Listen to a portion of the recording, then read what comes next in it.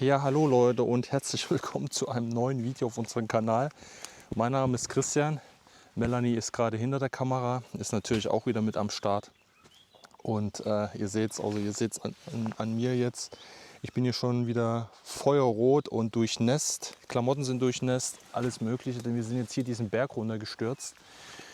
Und ja, wir sind auf Spurensuche und zwar diesmal in Österreich und wir versuchen alte Militärstellungen zu finden, die damals Österreich nach dem Zweiten Weltkrieg hier massiv ausgebaut hat, um ja, sich gegebenenfalls vor neuen Konflikten besser zu schützen.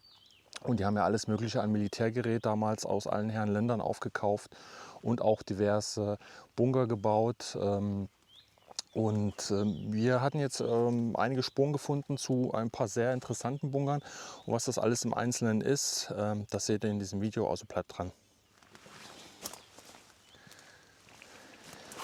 So, wir müssen uns jetzt hier noch irgendwie durchkämpfen. Wir haben es jetzt nur mal eben gespottet. Normalerweise hätten wir jetzt die ganze Tour hier wieder aufnehmen müssen für euch, damit ihr mal seht, was das manchmal mal für ein Krampf ist, um hier irgendwo hinzukommen. Und wir haben das von oben gesehen. Da sind einige diese Luftstutzen für Filtersystem, für das Belüftungssystem.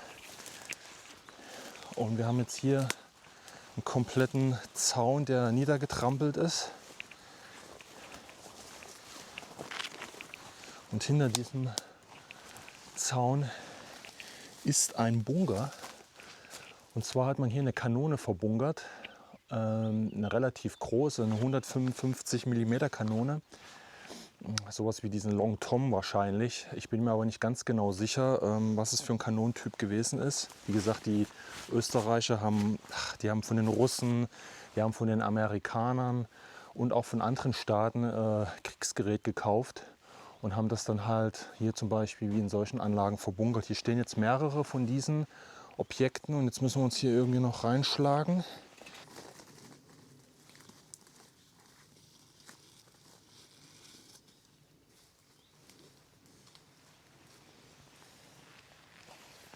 So, wir sind jetzt hier angekommen vor dem Objekt. Man sieht jetzt hier noch die Schutzvorrichtung hier, die hier unten drin liegt. Hier ist so ein Baum drüber gefallen. Hier hätte man das Kanonenrohr entsprechend schützen können. Und ja, wir müssen hier praktisch über diese Öffnung, über die Kanonenscharte, müssen wir jetzt praktisch hier rein. So, versuchen wir es mal.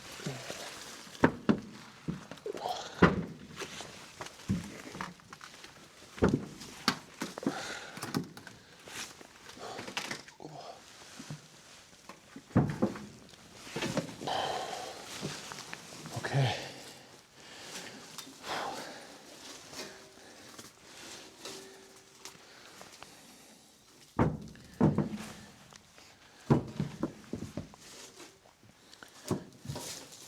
So, wir sind jetzt hier drin und wir wollen euch hier nochmal was Besonderes zeigen.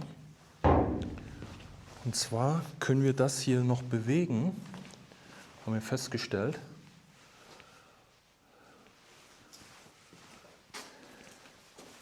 Ich zeige euch das gleich einmal, wenn wir jetzt hier nochmal nah rangehen an das Tor. Ich mache das jetzt einmal zusammen mit Melanie. Wir haben jetzt hier zwei so Kurbeln und jetzt können wir das hier noch verschließen. Das ist richtig cool. Oh, meins blockiert. Geht deins noch zu oder meins ist schon komplett ausgefahren? Kann das sein? Ist deins schon ausgefahren? Jetzt ist zu. Jetzt ist zu schon? Nee, es geht noch. Also jetzt geht es bei mir nicht. Oder bei dir hängt irgendwas dazwischen.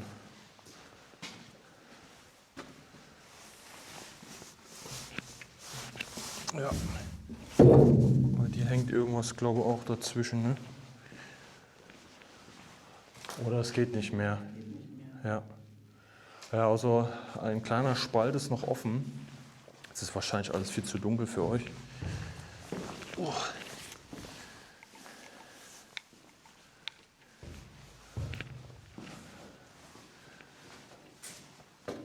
Ja, Ja, ein bisschen muss wahrscheinlich immer. Oder es wird halt der Rest dann von außen vielleicht noch verhüllt. Weil hier ist ja dann auch, das ist ja auch nur aus Holz, hier diese Abdeckung für die Kanone. Die muss ja dann auch noch irgendwie durchgucken. Ja gut, dann war die immer ein bisschen offen. Aber wahrscheinlich ein bisschen wenigstens geschützt. Naja, die ist ja halt auch so, keine Ahnung, 5 cm stark, diese Metalltüren jeweils.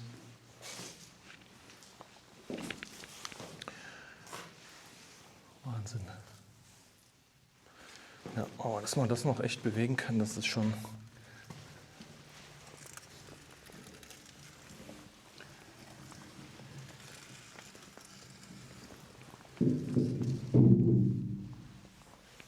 Das ist schon krass. So, dann zeigen wir euch nochmal hier eben den Raum. Also hier vorne ist dann so gesehen der Kampfraum. Und dann sind hier noch ein paar Nebenräume. Hier wahrscheinlich schön mit fluoreszierender Farbe. Ja, sieht man auch. Zack. Boah, das leuchtet aber auch richtig kräftig noch. Ja, und hier werden höchstwahrscheinlich mindestens ein Aggregat vermutlich drin gewesen sein für die Stromversorgung. Das ist aber alles leer. Hier sieht man auch noch die Haken. Regale, hier werden halt auch irgendwo noch Granaten deponiert gewesen sein. Man sieht hier auch überall die Raumnummern. Ja, alles leer geputzt. Aber überall hier. Wow. Überall die Pfeile. Also die leuchten noch richtig kräftig. Jetzt gehen wir mal hierher. Da ist wahrscheinlich der eigentliche Zugang.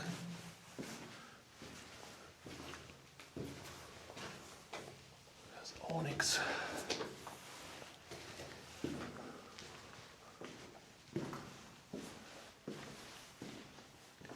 Ja, alles leer geputzt. Alles ausgebaut. Hier ist noch eine Zwischentür, die man hier schließen konnte. Die ist aber auch ganz schön festgespackt. So, und dann ist man hier in den eigentlichen Bereich gekommen. Hier ist der Zugang auch nochmal verschlossen. Ja, und hier oben ist wieder nur so, das hatten wir auch schon mal, wieder nur so ein Tarn, ja, wie bei so einer Falltür, einfach nur so ein Deckel drauf, den man dann hoch und runter klappen konnte. Da ist noch ein Trittgestell da unten und dann ist das oben, sage ich mal, in einer Linie zu und dann sieht man nicht so einen typischen Bunkerzugang. Hier an der Seite auch noch das schöne Camouflage, was wir am Anfang auch gesehen haben. Ja. Und davon gab es jetzt hier, ich glaube, mindestens 4 oder 5 mit diesen Kanonenstellungen. Hier ist auch noch H4. Hier ist auch noch irgendwas über Pinsel. Da stand da noch irgendwas anderes. H4 auch nochmal, okay. Rund um die Kanone sind hier noch solche Holzbretter. Da hat man hier unten noch so ein... Ja, da... Eine Kackrinne. Ja, auf jeden Fall sammelt sich da Wasser. Aber ich denke mal, hier ist auch so die verschossene Munition. Also nicht die Munition, sondern die Hülsen reingefallen vielleicht. Das machen wir gleich wieder zu, wenn ich die Hände frei habe. Und hier ist der eigentliche Kranz, wo die Lafette im Prinzip festgeschraubt wurde. Also man konnte das manuell, aber vielleicht auch, wobei ich aber nichts sehe, dass das auch elektrisch funktioniert hätte. Das hat man ja auch häufig in den Anlagen, konnte man es einmal manuell bedienen und einmal auch irgendwie mit Elektronik. Hier oben ist auch noch was angehangen. Vielleicht konnte man da irgendwie das Geschütz stabilisieren. Weiß ich jetzt nicht, für was der Haken ist. Hier, wie gesagt, die Abdeckung für das Geschütz, komplett aus Holz. Rottet auch schon durch. Hier oben nur eine Metallverblendung. Auch alles Camouflage. Ja. Hier noch eine Schräge oben, damit das Wasser hier nicht direkt reintropft. Ja, und das haben wir euch noch gar nicht gezeigt. Hier ist noch so ein altes Möbelstück. Das muss auch hier reingehören. Hier auch noch von der Kiste. Große Kiste, irgendwie eine Abdeckung.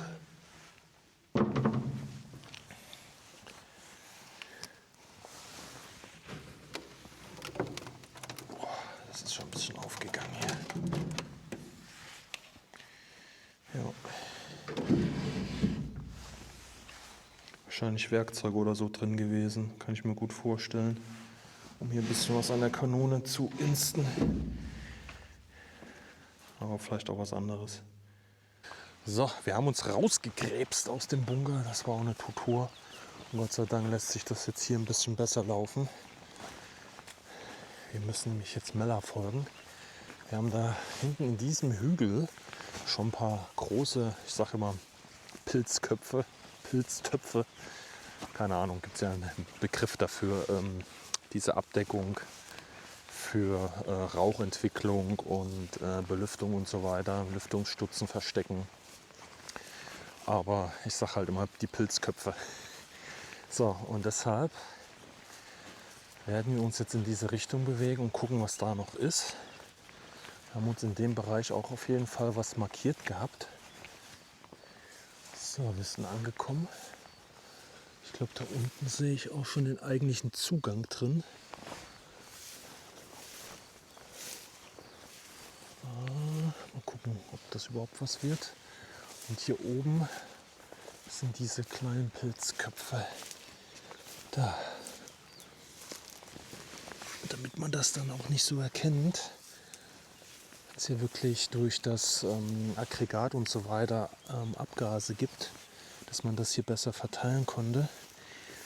Und von oben hat man das hier entsprechend dann auch damals mit Tarnfarbe bemalt, damit man das auch von der Luft nicht so gut erkennen kann. Aber ihr seht ja, hier sind auch Bäume. Hier sind halt richtig viel, ne? Also es sind wirklich eine Menge von diesen Köpfen. Hier ist auch ein Rohr noch. Da ist das nächste. Hier geht es weiter.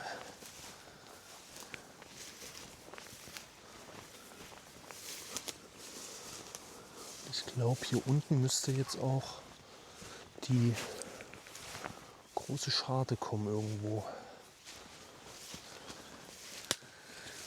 Die Überraschung steigt. Oh. Ja, sie ist hier unten. Und sie ist wieder offen. Und da könnt ihr auch noch mal ganz gut erkennen, man hat sogar hier den Beton noch mal verschleiert und da Holzbretter zwischengelegt, zwischen die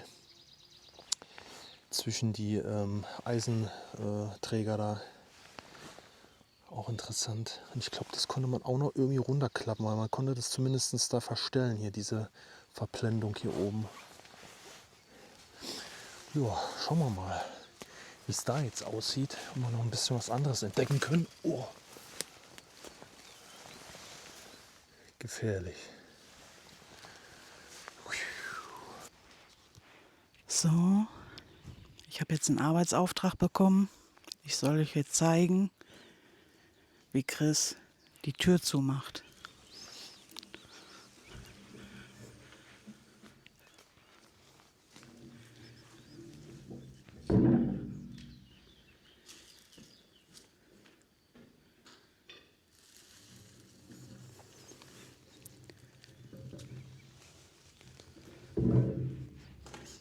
Klappe zu, Affe tot.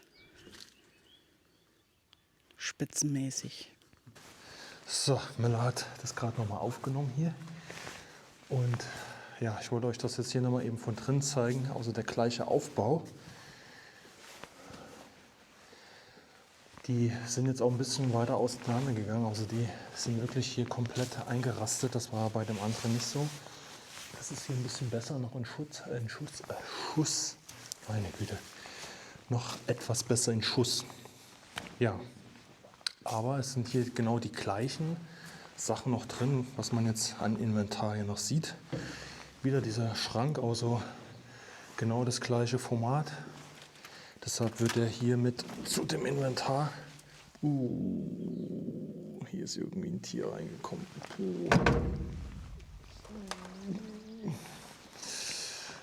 Ja, es gehörte zum Inventar. Und hier einmal für die Kanone wieder dieses Rohr zum Schützen. Ja, so sah der Mannschaftszugang mal aus von oben. Aha, da konnte man sogar noch bis zur Tür. Okay, aber dann wäre der Schluss gewesen. Und dann war hier nur so ein Tor drauf, so eine Klappe wieder. Mehr nicht. So, wir sind jetzt hier die ganze Zeit nochmal so eine ehemalige Militärstraße gelaufen. Und nicht weit davon entfernt ist hier noch ein Zugang zum Bunker. Ich vermute mal ganz stark, dass hier Mannschaften untergekommen sind. Und zwar die von der Geschützbedienung, weil so viele Räume waren da jetzt auch nicht. Und ich denke mal, wenn da Munition untergekommen ist, boah, da muss ich auch nochmal wieder rein. Und vielleicht noch andere Gerätschaften. Das sind da wahrscheinlich nur die Soldaten gewesen, die dann Bereitschaft hatten. Aber ich glaube nicht rund um die Uhr alle. Und dass hier praktisch so eine Art Reserve war oder nochmal zusätzliche Infanterie untergekommen ist, die vielleicht die Stellungen auch irgendwo noch schützen mussten.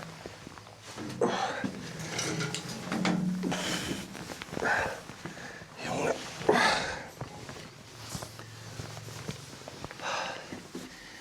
So, jetzt machen wir was mit der Lampe an. Und hier.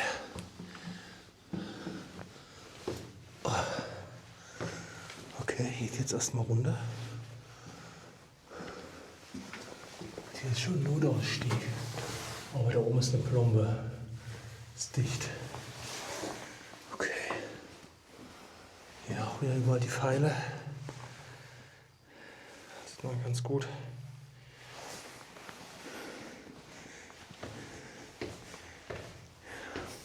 Aber es gibt hier gefühlt, das heißt gefühlt, es gibt hier nirgendwo so mal auch Schrift, damit man eine Vorstellung hat, was irgendwie für ein Zweck hier ist. Man sieht hier Nummern. Aha.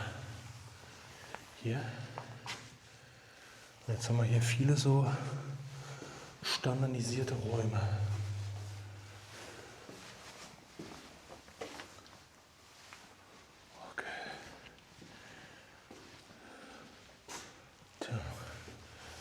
Raum Nummer 9, aha. Hier hat man mal einen Verteilerkasten. 1992 gab es hier noch einen Stempel, okay.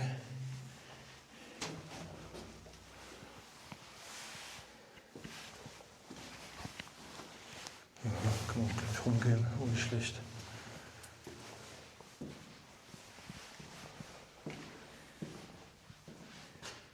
Ein etwas größerer Raum.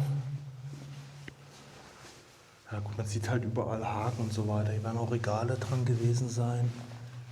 Oder die Betten, vielleicht hier diese Klappbetten, die man so hochklappen kann, damit man hier mehr Platz in der Anlage hat. Die waren ja auch sehr weit verbreitet.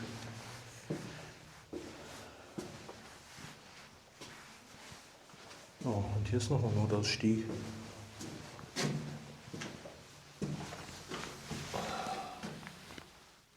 Ich stehe mal eben hoch.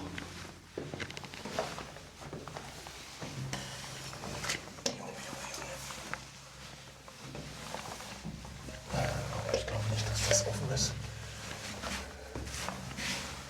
Nee. Auch zu. Ui, hier ist eine Fledermaus. Mein Gott, habe ich mich jetzt erschrocken. Schnell runter. Schnell wieder runter. Die lassen wir mal zufrieden.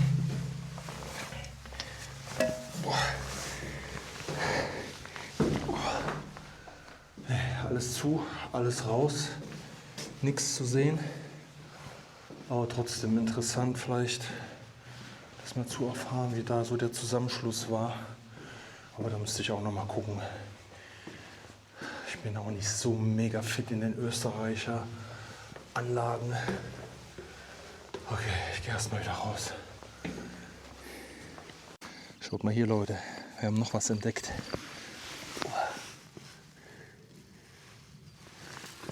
Ich muss hier nur irgendwie ein bisschen so reinkriechen.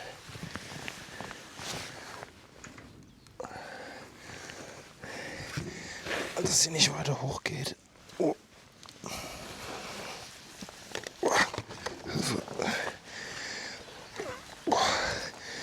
Junge, das ist wieder Kameraführung vom Feinsten. Oh.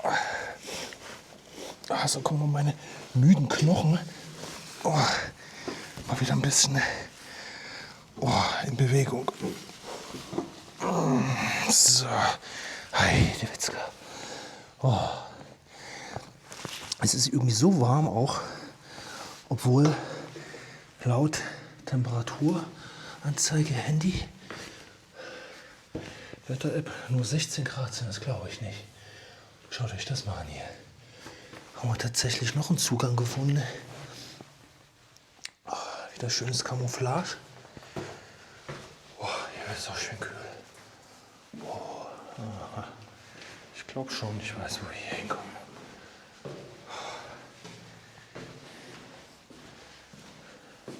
Okay. Musste wieder hier einer brennen. Lagerfeuer gemacht. Wie dumm. Wie dumm, ey, muss man eigentlich sein. H3, okay. Dann hat man H4, H5 und jetzt H3. Ja. Also wir sind wieder in einer weiteren Stellung gelandet. 3 von 4. Ich dachte, das geht jetzt woanders hin, aber ne. Hier ist auch kein Schrank mehr. Hier ist lediglich die Abdeckung. Und hier wieder das Tor. Okay. Das haben wir jetzt schon ein paar Mal gesehen. Ich dachte, hier kommen wir jetzt irgendwie in eine andere Geschichte rein, aber nee. Naja, immerhin. So Freunde, ich bin jetzt hier an einem weiteren Objekt. Sieht recht witzig aus. Hier so eine alte Lost Place Hütte, aber ihr könnt es euch schon denken, wenn hier so ein langes Moped steht. Hier war mal ein Panzerturm untergebracht, und zwar ein britischer Centurion Panzerturm. Das ist ein Panzer, den hat man schon im Zweiten Weltkrieg entwickelt. Und wie gesagt, die Österreicher, die haben ja alles Mögliche übernommen, um das in ihre Nachkriegsfestungen einzubauen. Ja, im Prinzip einfach nur so eine Hütte, die man drauf gebaut hat. Hier ist natürlich verräterisch wieder die ganzen Pilzköpfe, wie ich so schön sage, umgangssprachlich, für die Belüftung und so weiter. Und ja, wir gehen mal eben hier rein. Überall sind diese Töpfe. Ja, das ist hier auch alles schon verwildert. Hier seht ihr noch das Rondell, das ist natürlich zubetoniert. Hier war der komplette Geschützturm drauf. Und hier war er praktisch in Ruheposition. Und man hat natürlich diese Hütte dann abgemacht, wenn es dann dazu gekommen wäre. Aber einfach nur, um das zu kaschieren, um es zu tarnen, hat man hier so ein Konstrukt drauf gebaut. Ganz einfach wie so eine Laube, so eine Hütte im Wald irgendwie für einen Förster. Und ja, hier haben sie sich schon ein paar Sachen reingeschmissen. Ja, aber das ist auch da nicht der Zugang. Hier bin ich mir nicht sicher, das könnte Notausstieg sein. Da habe ich schon mal versucht, ein bisschen hier was frei zu machen. Aber ich kriege das nicht hoch. Also der Zugang fällt aus. Und hier weiter oben habe ich nämlich den eigentlichen Zugang dann später gefunden. Der ist hier nochmal vergittert. Oh, Hilfe. So, und der geht auch hoch. Ich gehe noch mal mit euch rein. Ich habe Melanie jetzt im Auto gelassen und gesagt, wenn man hier wieder hoch musste, ich gucke mir das erstmal an. Wenn es einen Zugang gibt, dann hole ich dich. Und ihr seht nämlich jetzt das Problem. Hier geht es jetzt rein.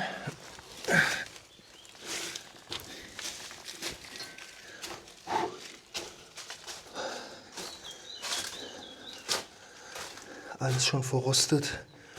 Und leider geht die Tür auch nicht auf.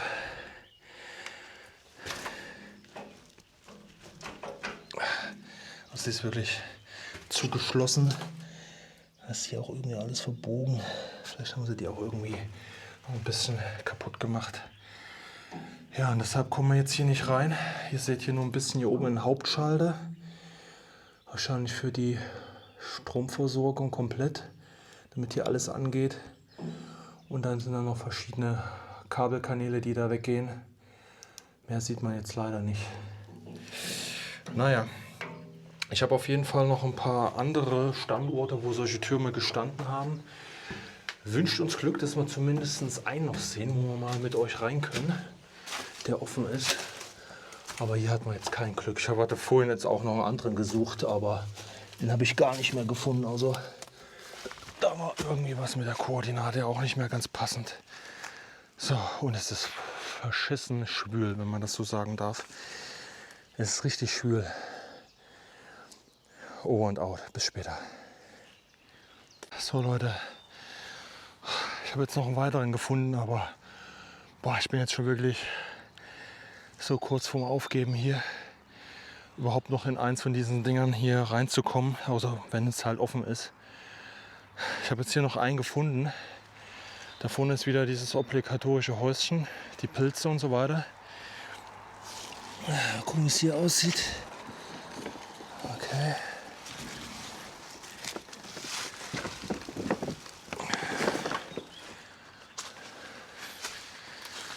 Mal gucken. Oh.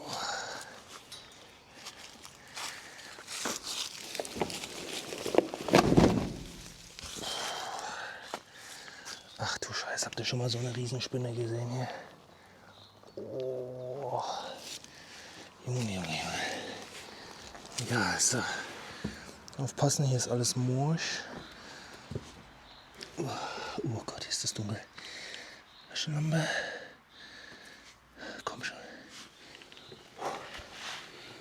Da sehe ich auch schon ein Schloss. Ich glaube, da haben wir auch wieder keine Chance, Leute. Oh, hier sind überall riesige Spinnen. Richtig, richtig groß.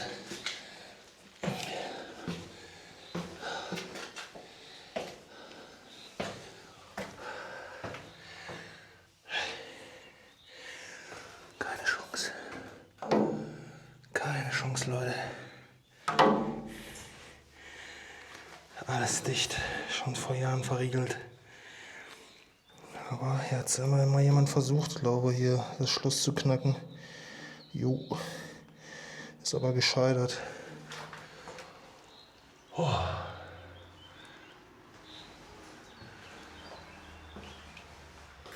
Ah ja. Okay. Gucken wir uns noch mal in der Hütte um, ob wir da noch irgendwas sehen. Oh, ich glaube, dann mache ich hier wirklich Feierabend. Ich kann nicht mehr. So, Klappe ist wieder drauf. Hier vorne ist auch noch was. Das ist das, was ich damals nicht angehoben bekam. Das wird hier ein Notausstieg sein. Da ist die Klappe schon ab. Aber der ist auch verschlossen von innen. Ach, so eine Scheiße. Leute, kein Glück. Ich mach das mal hier wieder drauf.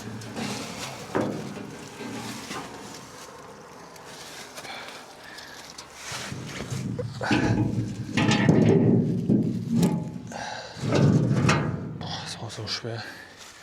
So sieht das eigentlich aus.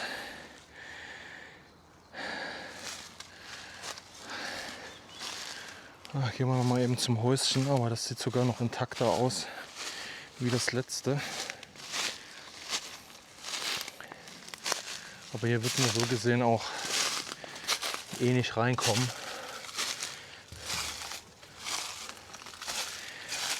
Weil das ist ja hier nur für die Kanone. Also man kommt, oh, da ist eine Asbestplatte drin, das sehe ich gerade.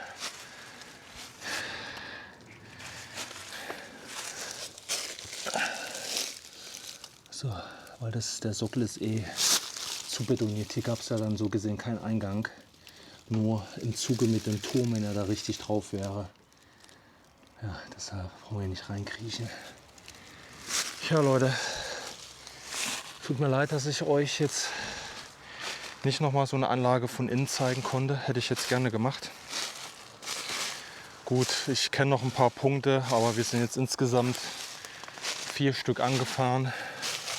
Alle 4 waren Fail, entweder existierten die nicht mehr oder ja, man kommt halt wie hier nicht rein. Und ja, ich bin jetzt wie gesagt am Ende meiner Kräfte heute. Man muss sich erstmal wieder an die Wärme gewöhnen. Und man steigt ja hier ständig die Berge und Hügel hoch. Das ist dann schon nicht ohne. Ich will es langsam angehen. Es ist ja erst hier Anfang des Urlaubs.